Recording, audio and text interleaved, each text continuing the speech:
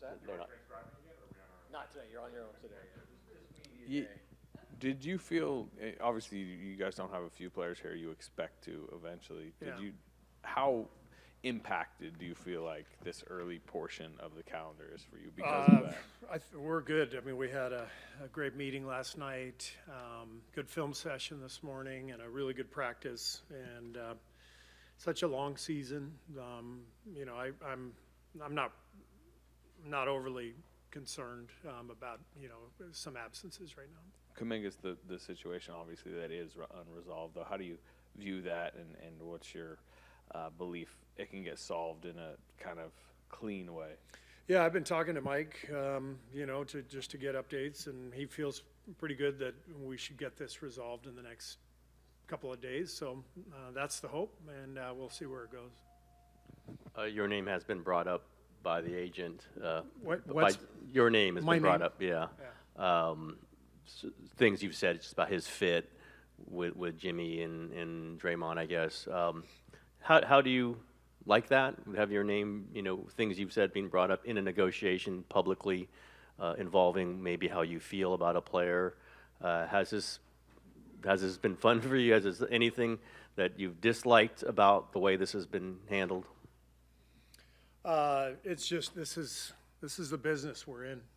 I mean, I never begrudge any player for trying to get the best contract that he can. I mean, in fact, having been a player, I always feel like it's part of my job to help our guys do the best they can, come contract wise, and help them become the best players that they can be, put themselves in the best position to have a great career, to sign a good contract, take care of their families. These are short careers, and so I want all our players to do well. How it gets there sometimes can be messy. I'm not worried about any of that. Steph was very clear, like it's different from what's the negotiation and the player and the person. How easy is that, you think? You guys have been through a lot of things over the last few years, off the court stuff or just things about that. How easy is it to say, this is happening over there, and once he's here, that's all gone? Yeah, we've been through a lot bigger deals than this. I don't think this is that big of a deal. This is business. This is contract disputes happen all the time in sports. So. Again, I'm not concerned. We expect this to get resolved soon, and once it is, I'd be more comfortable talking, about the basketball end of things and all of that. I'm not going to really say much more than I've just said, because otherwise we're kind of spinning our wheels here. So as soon as we get all the unsigned guys in our building, then I'm happy to talk about all of them. Steve. Hey, Nick. How you doing? Good. Have you talked to Jonathan much throughout this process over the last couple months? Again, I'm going to wait till he's signed, and then you can ask me same question in a couple days. Then I'll just follow up with this, and maybe you can give me the same response. But you watching all this, and you've lived it with him obviously these last few years. From your perspective, do you think he wants to be here moving forward? Okay, again, I'm gonna talk about him after he's signed. We'll have those discussions. So, thank you. Anyone want to talk about basketball? How you doing, Steve? Good to see you. You too. Were there any particular focuses in practice today, and what are some, baselines that you want to establish at this juncture of camp? Yeah, training camp is always about establishing, what you're trying to accomplish. Any changes that are being made strategically, you're putting that stuff in right away. This is really the only time of year where we get a couple of weeks straight of practice time. As soon as the season starts, you guys know this, there's a game every other day. So it's really important to implement the things that we're working on, that we're changing up.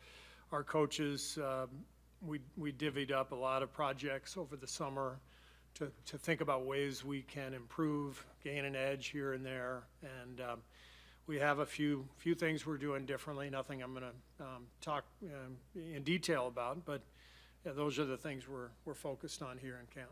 Yeah, some of the players talked yesterday about drawing confidence from the last 31 games, of course, how the team performed when everybody was healthy. Just what do you take away from the end of last season, and then how does having Jimmy here to start camp, I guess, kind of impact where you guys are able to build Yeah. from? Well, everything changed as soon as we got Jimmy, for obvious reasons. He's one of the best players in the game. There was hardly a transition or an adjustment period at all. We were good instantly when we got him, and we didn't feel like we did a whole lot differently. But our defense went from like 17th to 7th or something like that. I think once we got Jimmy from that point on through the rest of the season, we were second defensively. We didn't change our scheme. We didn't change our coverage. But that's the kind of impact he makes because he never turns it over. He gets fouled all the time. So you're constantly playing defense in the half court, and you're not giving up transition stuff. Everything changed once we got him because of his unique ability to control games. So now to have him full time, it's not like we're all of a sudden putting in all these plays, and we're not, it's not like, okay, we have a full season, so we're going to run this set and that set. You don't really need to run sets with Jimmy. He's an ISO player, one of the best in the league at creating shots for himself or others. But it's nice to have him for the full camp, for the continuity, the chemistry that he's building with his teammates. Last year's camp, there was like a pretty clear shooting guard competition and a center competition. How do you view that aspect of this camp? Like, is there, starting jobs to be won? And I know a few of the players that you can only theoretically discuss at this point are probably part of it. But, Right. But how do you view, I guess, the two starting jobs that aren't, your main three guys? Yeah, I think the way I'm looking at it is, we kind of know the guys who are going to start for sure. You guys know who those guys are.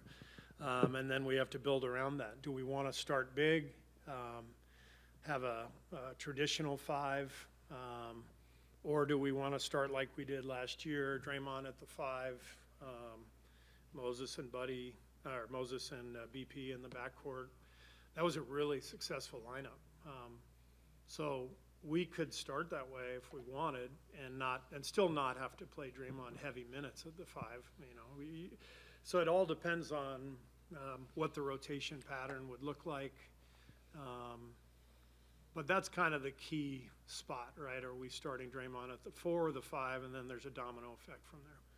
Steve, to kind of piggyback on that, you had to use 38 starting lineups last year. How much do you want to have one set lineup, or is it more based on How many was it? 38 last year. I'm going to assume that you might want to bring that number a little bit down. Do you want to have more of a set starting lineup throughout the season? No, I'm shooting for 39. There we go. Yeah, it's I take great pride in just changing everybody's role every single night. So it would be great to have one lineup and stick with it. But that doesn't happen often. But it would be great to stay more consistent than we were able to last year. Hi, Steve. Hi, Jamie. Oh, How are you doing? hi, Ron. Yesterday, we asked a couple players, obviously, about having, like, as you were just asked, about having Jimmy from the start. And Draymond made a comment about it allows you to build your identity right off the bat. Because last year, you were doing whatever you could to make it work because it was on the fly. How do you see the identity of this team? Is it going to be very similar to what it was those last 30 games? Or do you see somewhat of a new identity having everybody here from the start? Somewhere in between. I think we were able to establish that we were pretty good. Once we got Jimmy, I think 26-8, if I'm not mistaken, after he came to us. But we're going to be a little different, right? We're going to make some additions to our roster. I think we'll be able to have better spacing than we've had 1 through 5 since I've been here. This is my 12th year. I don't remember ever having this kind of spacing, and so that alone changes some things we do offensively. We're still going to be the Warriors, the ball movement, the flow, but it'll be nice in some ways to be able to stretch the floor a little bit. We're going to miss Loon and his screening and his rebounding and everything he did for us, his leadership. But it'll be a different look a little bit different look now at the 5, and so it changes the way we approach things a little bit. Steve, yesterday we heard from a lot of guys about this mini camp, so to speak, or this time with Jimmy at his home in San Diego. And what do you think of that? I mean, it sounds like it was a lot of fun, but also what can that do for a group, you know, before training camp? Yeah, it's good bonding. You know, most teams are doing similar stuff these days. Players only, you know, a little bonding, pickup ball, getting ready for the year. It's great for those guys to be on their own without the coaches, and sets up well for camp. And just talking to a few of the guys, they had a blast. They loved it, and yeah, I'm excited. We got a good group. There's a great connection, great energy about us in practice today, and I'm really feeling good and ready to roll with these guys. And what will it mean to you to have Nick on the bench with you after he paid his dues in Santa Cruz, and just to be an assistant coach under you now? Yeah, I don't care about Nick. I care about his daughters. So Yeah, having them in town is the main thing for me. Okay, but will that be pretty special? I'm kidding, obviously. He's worked his way up. He has, and he was here in our video room Right. 5 years ago. He spent the last 4 in Santa Cruz, but he was here with us in the video room for a year. So it's not the first time we will have coached together, but it's pretty special to work with your son, and really proud of him. He did a great job in Santa Cruz, and has a good way about him, and he'll be a great addition for our staff.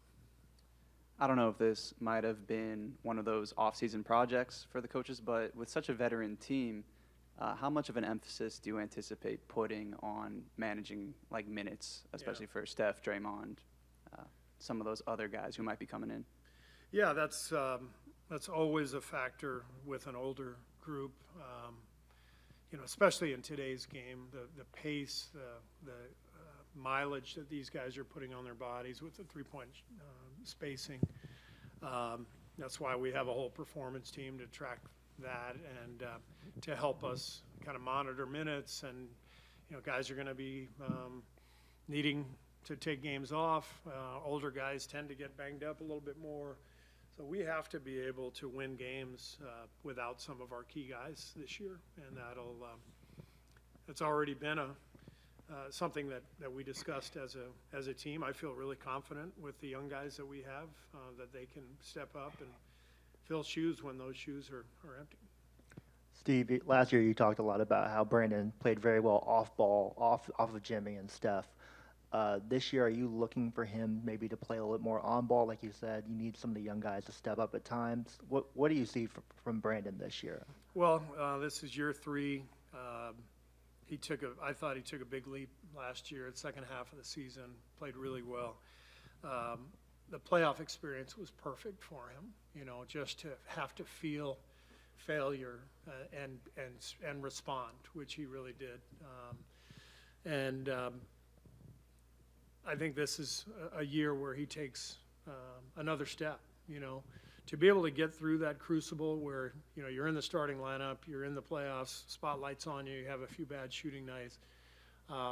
Every player goes through that, and he's a tough guy and tough player.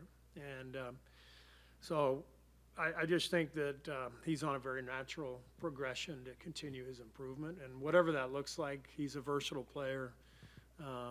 You know, I'm very confident in whatever he's going to do. What would a next step look like for him? I think more consistency, you know, just being aggressive, shooting the ball. Honestly, you'll laugh, but leaving the refs alone. I mean, that's important. It's important to his energy, his mindset. It's important for our team's mindset. You know, taking that next step in terms of just being more even-keeled. One of the hardest lessons I ever learned as a player is when you have that bad night, you have to move on quickly, and you can't let it get to you. You can't carry it over into the next day's practice. And if you're a competitor, that can be really hard. BP's a big-time competitor. He cares. So I want to help him move forward after those inevitable tough nights. Steve, you over here. Hi, Monty. How you doing? most of the skepticism around your team's chances to win a championship centers around the age, of course, because no team with such an experienced core has done it. What are the things that tell you that this group can do it? What are the factors that tell you that these guys can go all the way? I think the biggest thing is we have two of the best players in the league in Steph and Jimmy, and we have, I think, the best defensive player in the league in Draymond. Talent wins in this game. We have a bunch of guys who have won at a really high level, and we have a group of young guys who I really like, who have developed and worked and are ready to contribute, even contributed last year, but even more so now. So I just like the mix, and we know the West is just loaded. Every night's going to be tough, but when you have those three guys at the top leading your group, you feel good as a coach. When you look at, going back now, when you look at the last 2 months of last season when you guys were playing basically playoff-type basketball to get where you wanted to go, are you able to sort of understand how much that might have affected the postseason? In terms of In terms of just guys, maybe running out of gas a little bit. Yeah, I mean, it's easy to shape the narrative however we want. Maybe we were so sharp that we upset Houston in the first round because every game meant something the last 6 weeks. And maybe we were tired, I sort of think that playing a 7-game series against Houston and then playing less than 48 hours in Minnesota, and I think Steph played 44 minutes in Houston. You can't discount that. That probably played a role. So what's the lesson there? I don't know if there's a lesson other than win in 6 if you can. But we've got older players, and that's going to be a part of the theme this year, part of the story. Can we keep them healthy? Can we keep them fresh? Can we do that throughout the playoffs? That's probably going to determine, how far we can go. Steve, Moses kind of morphed into more of a 4 for you guys last year. What do you see his positional role with this roster? Moses? Yeah. Well, I like the versatility of our group. When you have spacing on the perimeter with your bigs, it makes everybody's job a little easier. It makes decision-making easier. In theory, we should be able to limit our turnovers. So as it relates to Moses, if we've got spacing, he's one of those guys spaced. He's going to get a lot of open looks, and that bodes well for him. He's an excellent shooter. One of the things we talked about with him over the summer was being the pick and roll guy, because of what Houston did last year, putting their 5 on him. If you have space 5s, like with Quentin, for example, teams will often do that, put their guard on the 5, put a big on someone who's maybe not used to playing pick and roll. So Moses needs to continue to work on that, get used to playing, a slightly different role depending on what defenses are doing. You're talking about him as a ball handler? I'm sorry? You're talking about him as a ball handler? I'm talking about him more as a screener. Okay. Yeah, screener. yeah, Gotcha, and then gotcha. a screener, a roller, playing out of the pocket, swinging okay. the ball.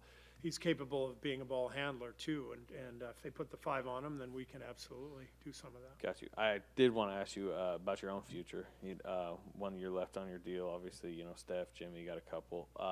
Do you want to be lined up with them? How do you just view kind of your current contract situation? I'm very comfortable just, going into the season with a year left. I'm so aligned with Mike and Joe that, we talked about this. There's no reason for discussion, concern. This is kind of a point in our relationship where it's like, let's just see how it is at the end of the year. And I love my job. I love what I'm doing every day, and can't wait to get to the building. And hopefully I'm here for another few years. But I think it makes sense for the organization and for me just to see where this thing is at the end of the year, where they are, where I am, and hopefully that means we run it back and we keep going with this group, and that'd be awesome. But I like the fact that we can just kind of do it how we want to do it. So you anticipate not even really even having negotiations until the end of I don't anticipate any negotiation. until the off season. Yeah, during the season, and you know, who knows? Maybe something. Maybe it all comes up at some point. They come to me, whatever. But I'm not the slightest bit concerned about it. I don't think about it. I just think it makes perfect sense for all of us. I've said this before, I think, but however this ends, it's going to be done in a really quality way. It's going to happen the right way. If it's meant to be for me to keep going, then I'm going to keep going. And if it's meant to be for, you know, the team to move on to somebody else, there will be, you know, nothing but gratitude and appreciation. So this makes it easy for everybody. Let's see where we are at the end of the year. Steve, Buddy said he's been extremely happy here. Jimmy said the same. Buddy, Yeah. Buddy and Jimmy. We've heard it from Steph, from Draymond, even Clay and his kooky self. What is your leadership style as far as giving guys a lot of leeway to be who they are, provided when it's game time, they're locked in? I think that's kind of how we've operated from the beginning. Since I've been here, I believe that players need to have a lot of freedom. They need a little structure to operate together as a unit, both on and off the floor. As long as you give them a little structure and they are committed to the group, to each other, then they can be themselves. And I think that has shown. You know, we take a lot of pride organizationally in being very open. Our guys, you know, they're allowed to do and say whatever they want as individuals, and we trust them to make good decisions. And I find that to be a good, healthy way to operate. Steve, kind of piggybacking on Danny's earlier question about managing minutes, you know, and older guys. How do you see, I mean, last year you had that stretch where you were playing 12 guys every night. You were kind of committed to that. But you were also very open that wasn't the ideal. Right. Do you have any preconceived notions about numbers this year? And obviously, as we've talked about, you don't have the full roster set yet. But are you flexible to go to 12 again? Are you more adamant at keeping it at 9 or 10? What are sort of your thoughts here on September 30th? I haven't really given that any thought, but last year was very unique. And one of the reasons we started the season playing 12 is we didn't have much separation between, you know, kind of 5 through 12. So we wanted to reward everyone for playing well in camp and also utilize our depth to play fast. And that first month we played as fast as anybody in the league and got off to a great start. But I was under no illusions that would last all season, because it's a hard thing if you're one of those guys to only play for a few minutes and not be able to get a rhythm and all that. So the norm is, you know, you're playing 9 or 10, but we'll have to see how training camp goes. Hey, Steve. 11th season with the Warriors. Draymond was really reflective about, you know, all the media days he's been at. Are you able to sort of reflect on, you know, your time here, and or are you just more focused on like the season right now? I'm more focused on the season. You know, I'm really thankful for my opportunity here, my job, the last 11 years living in the Bay.